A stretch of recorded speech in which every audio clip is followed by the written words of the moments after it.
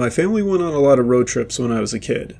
Dad always insisted it was the best way to see the country and to really experience the journey rather than just the destination.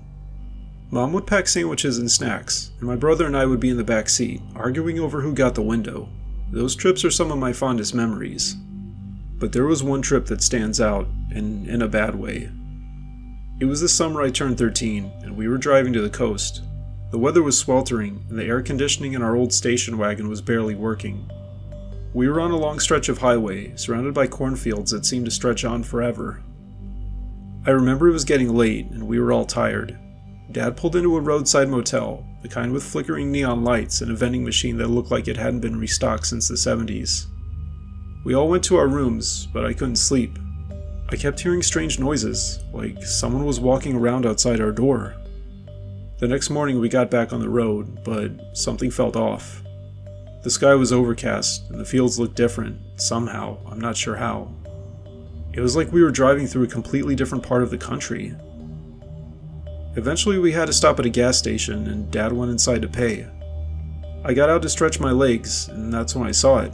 A sign, half hidden by overgrown weeds. It said, "Welcome to Pine Grove," but I knew we were nowhere near Pine Grove. We were supposed to be on the coast by now. I called out to my family, but they didn't hear me. It was like they were in a trance. I tried to get back in the car, but the door wouldn't open. I was stuck outside, watching as my family drove away, leaving me alone in this strange place. I never saw them again. The police never found a trace of them or our car. It was like they had just vanished into thin air. And every year on the anniversary of that trip, I see the same sign. "Welcome to Pine Grove," and I wonder if I'll ever find out what happened to my family. When I went away to college, my girlfriend and I tried to maintain a long-distance relationship.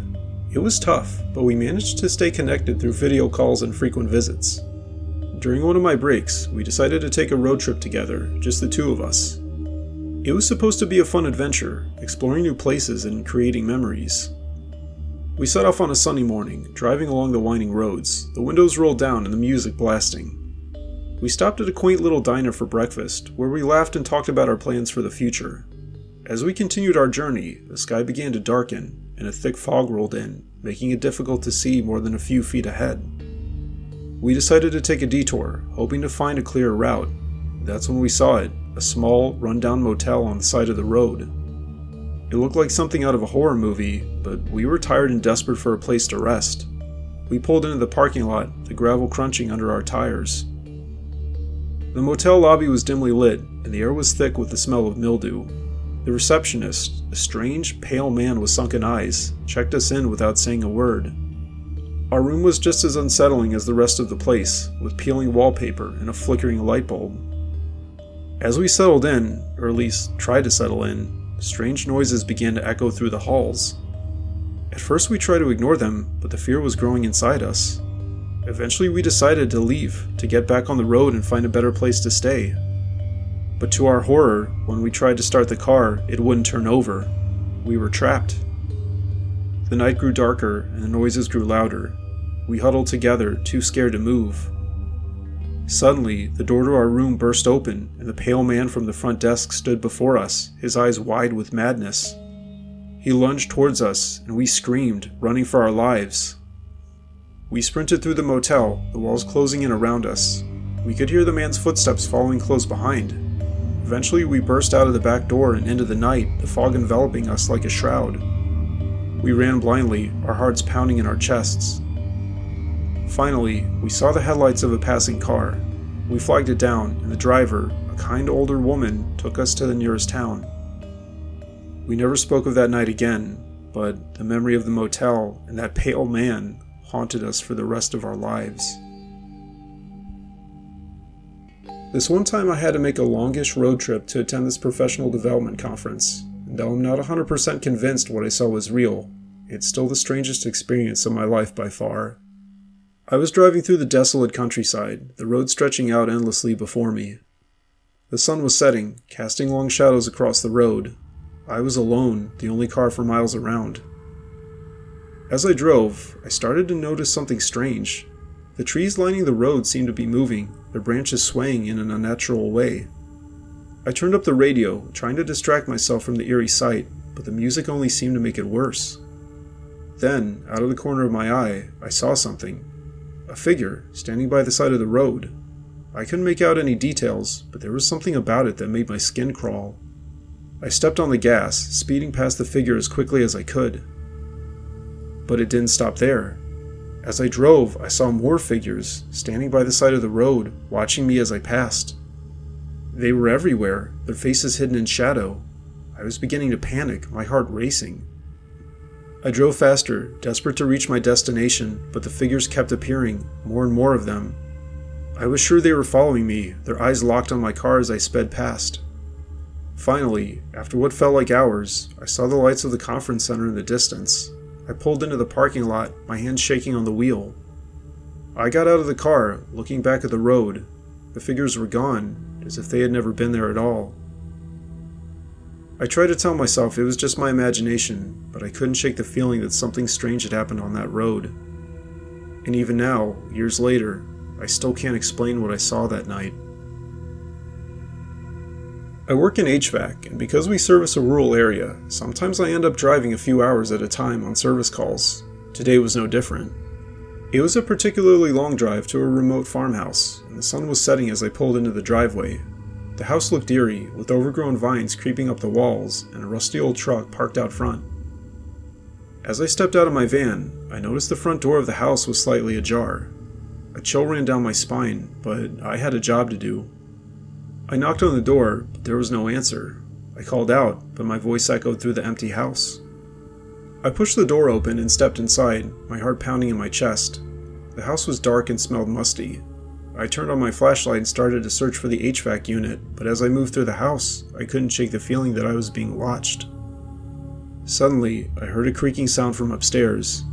I froze, my heart racing. I called out again, but there was no response. I started to back away, but then I heard another sound, this time from the basement. I knew I should leave, but something compelled me to investigate. I slowly descended the stairs into the basement, my flashlight casting eerie shadows on the walls. As I reached the bottom, I saw a figure standing in the corner. Before I could even react, the figure lunged at me, knocking me to the ground. I struggled, but it was too strong. Then I felt a sharp pain in my neck, and everything went black. When I woke up, I was lying on the basement floor, my head throbbing. The figure was gone, but I could hear footsteps upstairs. I knew I had to get out of there. I stumbled to my feet and made my way up the stairs, my heart pounding in my chest. I ran to my van and sped away, not daring to look back. I never returned to that house, and to this day, I can't shake the feeling that something evil lurks there. My dad apparently decided one day that, since Disney World was getting too expensive, we'd take our first long family road trip up to the Mall of America. We were all excited, even though it meant spending hours in the car. My dad had planned the route meticulously, with stops at interesting landmarks and quirky roadside attractions. The first few days were fun, filled with laughter and games to pass the time, but as we drove deeper into the countryside, the atmosphere in the car grew tense. My dad started to take detours, claiming he wanted to explore off the beaten path. We'd find ourselves on these narrow, winding roads that seemed to lead to nowhere. One night, as we were driving through a dense forest, the car suddenly sputtered and died. It was pitch black outside, and we couldn't see anything beyond the headlights. Dad got out to check the engine, but he couldn't find anything wrong. He said we should wait until morning to get help. As we huddled in the car, we heard strange noises coming from the woods. They sounded like footsteps, getting closer and closer. Then, out of the darkness, a figure appeared. It was a man, his face hidden in shadows. He approached the car and tapped on the window. "Y'all lost?" he asked in a thick southern drawl. "I can help you, but it'll cost you." My dad hesitated, obviously taken aback, but we were desperate. The man led us to his cabin, deep in the woods. He told us we could stay the night, but warned us not to wander off. The cabin was old and creaky, filled with strange artifacts and animal skins. That night, I couldn't sleep. I heard whispers in the dark and felt like we were being watched. In the morning, the man was gone. We found a note on the table telling us to follow the path to the nearest town. As we walked through the forest, I couldn't shake the feeling that something was following us. The trees seemed to close in, and the path twisted and turned. Then, we stumbled upon an old graveyard, hidden in a clearing. The graves were old and crumbling, and the names on the headstones were barely legible. We ran the rest of the way to town, our hearts pounding. The townspeople looked at us strangely when we got there, as if they knew something we didn't. They told us to leave and never come back. We eventually made it to the Mall of America, but the trip changed us. We never spoke of what happened in the woods, but we knew we'd never forget it. And we actually never took another family road trip again. I'd been dating this girl Angela for several months, and as the relationship was going well, we decided to take a road trip together.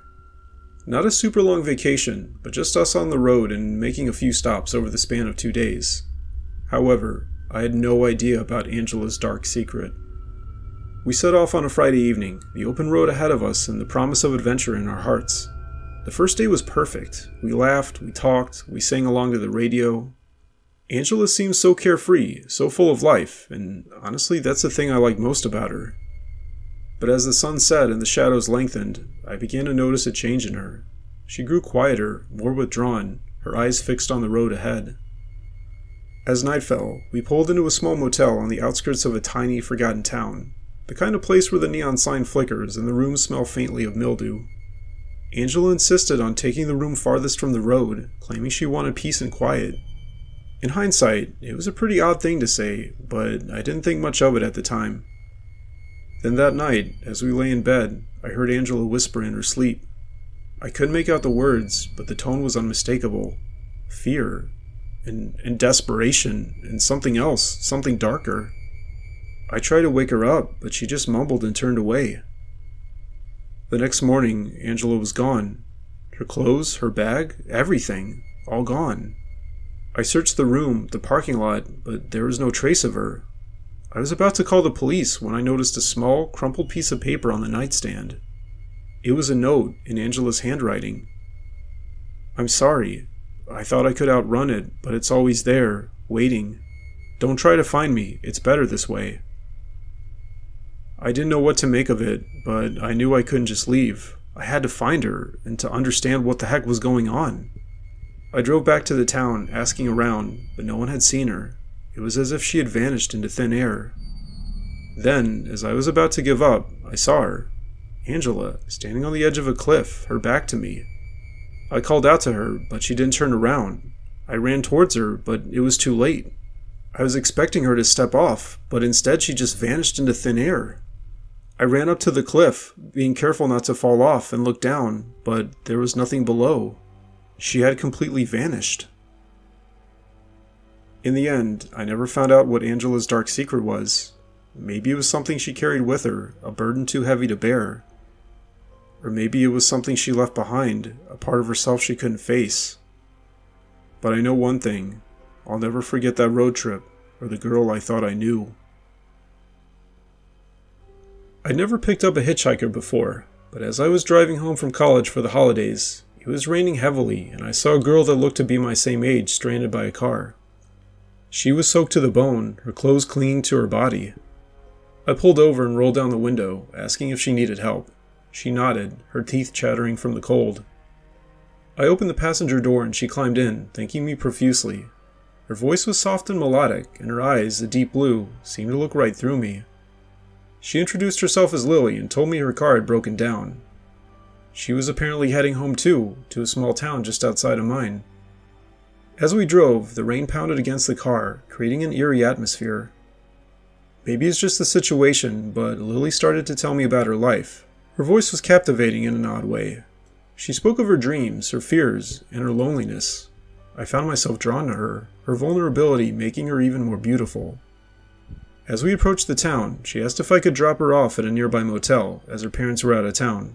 I agreed, and we pulled into the motel parking lot. The rain had stopped, but the air was still heavy with moisture. Lily turned to me, her eyes filled with an emotion I couldn't quite place. She leaned in, and the next thing I knew, we were kissing. I felt a shiver run down my spine, not from the cold, but from the intensity of the moment. Then she pulled away, her eyes searching mine. "Thank you," she whispered, her voice barely audible, "for everything." I watched her walk into the motel, her silhouette disappearing into the darkness. I drove home in silence, the encounter playing over and over in my mind. It wasn't until I was in bed that I realized I had left my jacket in the car. I went out to retrieve it, the night air chilly against my skin. As I opened the car door, a scream pierced the silence.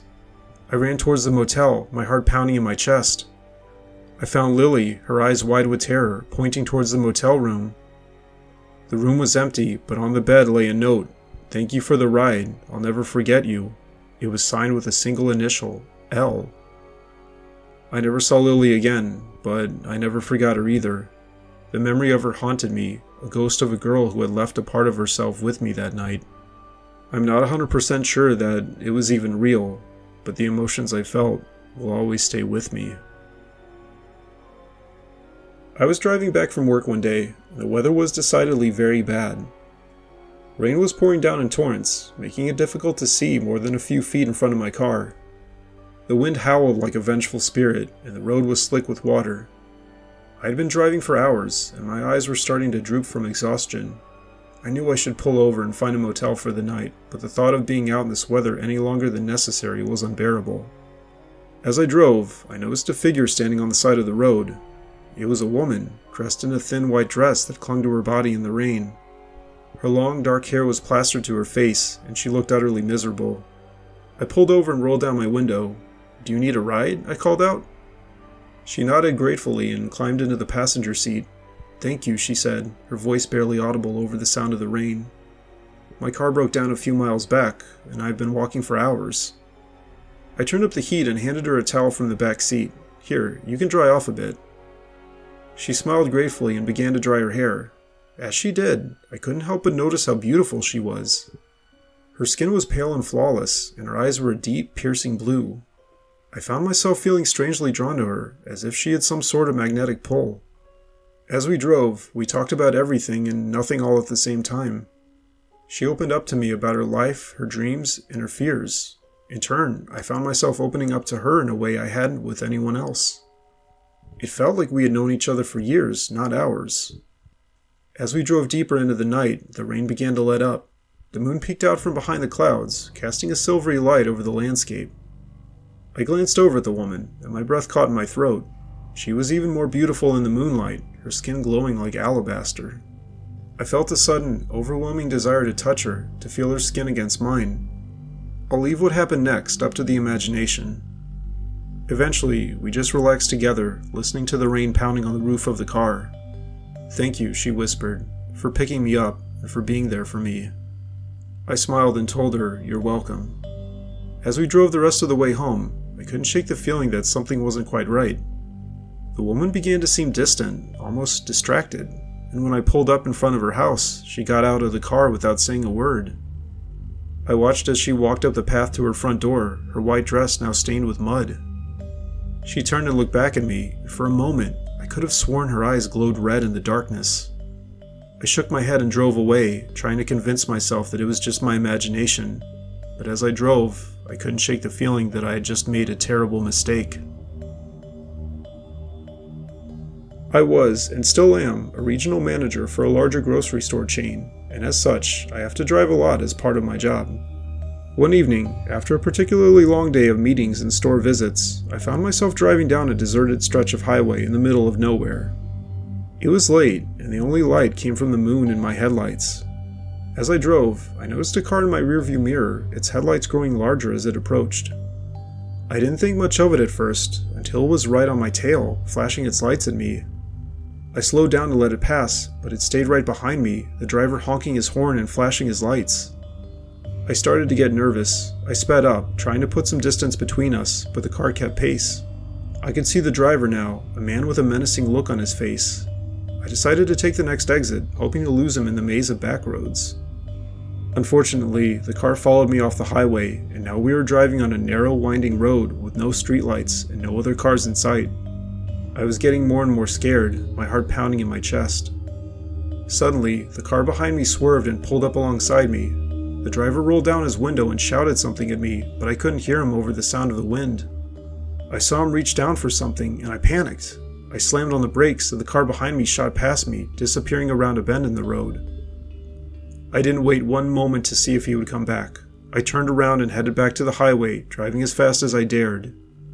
I didn't stop until I reached the next town, where I pulled into a well-lit gas station and called the police. The police never actually found the car or the driver, and I never found out what he wanted, but I never drove alone on that stretch of highway at night again. Back when the NVIDIA RTX 4000 series launched, my friend Jake and I went on a bit of a road trip to wait in line at the store that would sell them on launch day. We were both avid gamers and couldn't wait to get our hands on the latest graphics cards. We left in the middle of the night, driving through the winding roads of the countryside, the darkness of the night enveloping us. As we drove, the radio crackled with static, and the only station we could pick up was playing old, eerie music. The night was quiet, except for the occasional howl of a distant coyote. We laughed it off, chalking it up to the excitement of the trip and the anticipation of getting our new graphics cards. When we finally arrived at the store, the line was already long. We parked the car and got in line, chatting with the other gamers, sharing stories and strategies. Hours passed, and as the sun rose, the line grew even longer. Then, something strange happened. People started leaving the line, looking panicked and scared. We asked around, but no one would tell us what was happening. The store manager eventually came out and announced that there had been a mistake, and they wouldn't be selling the RTX 4000 series after all. The crowd started groaning and yelling expletives. Disappointed and confused, we got back in the car and started the long drive back home. The radio was still filled with static, and the music had taken on a darker tone. We drove in silence, both of us lost in our thoughts. As we drove through the winding roads, the car started to sputter and cough. We pulled over to the side of the road, and then the car died completely. We got out and popped the hood, but neither of us really knew much about cars. We were stranded in the middle of nowhere, with no cell service. Therefore, Jake and I started to walk, hoping to find a gas station or a payphone. The sun was setting and the shadows were growing longer. We walked for what felt like hours, but we still couldn't find anything. Then we heard it, a low, rumbling growl coming from the trees. We froze, our hearts pounding in our chests. We slowly turned around, and that's when we saw it, a massive hulking creature with glowing red eyes and razor-sharp teeth. We ran as fast as we could, but it was no use. The creature was gaining on us. We stumbled and fell, and the creature was on top of us in an instant. Its breath was hot and rancid, and its claws dug into our flesh. Just as we thought it was all over, a bright light filled the sky. The creature howled in pain, and we took the opportunity to run. We didn't stop running until we reached a small town, where we found a payphone and called for help. We never found out what that creature was or why it attacked us. We also don't know what that light was. But one thing is for sure, we never went on another road trip again.